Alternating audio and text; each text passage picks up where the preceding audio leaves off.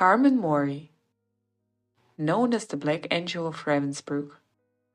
She was born on 2nd July 1906 in Bern, Switzerland.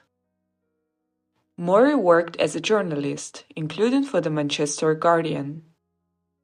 In 1932, at the age of 26, she left Switzerland and moved to Berlin, Germany, to work as a journalist.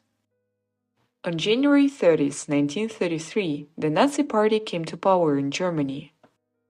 Adolf Hitler was the leader of the Nazi Party and was appointed Chancellor of Germany. Mory became influenced by the ideology of the Nazi Party and began working with the Gestapo in 1934. The Gestapo was the secret police in Nazi Germany and German-occupied Europe. Mory accepted the position as a German spy, working under BrunoSattler. She was a Swiss citizen. Because of her country's neutral position in the war, she was able to speak to representatives of many countries. She used her job as a journalist to follow and monitor opponents of the Nazi Party, spied on German immigrants in Paris. In 1937, she was also assigned to observe publisher Emil Oprecht in Zurich, and later that year politician Max Braun in Paris. She also collected information on the Maginot Line. The Maginot Line is a line of concrete fortifications built by France in the 1930s to prevent a German invasion. In November 1938, Mory was arrested in France on charges of espionage and sentenced to death on 28 April 1940. She was pardoned by the French president on 6 June 1940. According to some sources, it was because she offered to become a double spy for the French. In May 1940, Nazi Germany invaded France. Mory became active again for the Gestapo, but was accused of being a double agent. Because her death sentence was pardoned, and this raised the suspicions of Gestapo officers, who felt she might be a double agent.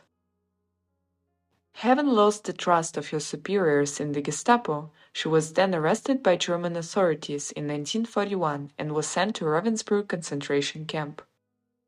As a prisoner, she quickly rose through the ranks to become a kapo. A kapo was a prisoner in a Nazi camp who was assigned by the SS guards to supervise forced labor or perform administrative tasks. Her job was to oversee forced labor and enforce discipline. Despite this, she was included in the list of prisoners to be sent to the gas chambers, but a friend of her father's removed her name from the list. Mory soon obtained a horrific reputation at Ravensbrück and was described by former prisoners as sadomasochistic, psychopathic, and sexually voracious. Another former prisoner identified her as one of the camp's most notorious kapos. She was often seen in the infirmary, brutally beating prisoners or administering lethal injections.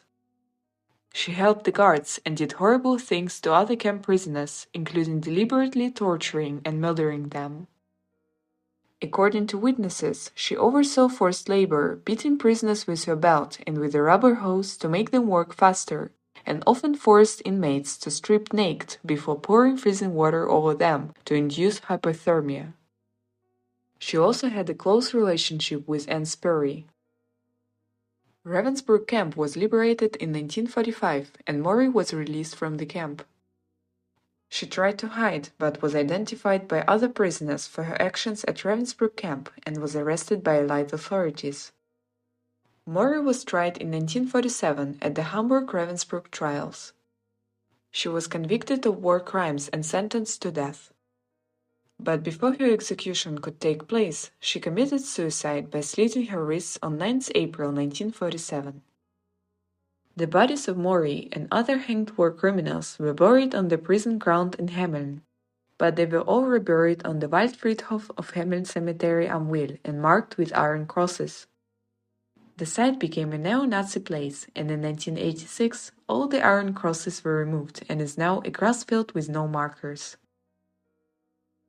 Our channel, ThePastQuest. We only post videos about history. Subscribe the channel and support us. Thank you for watching.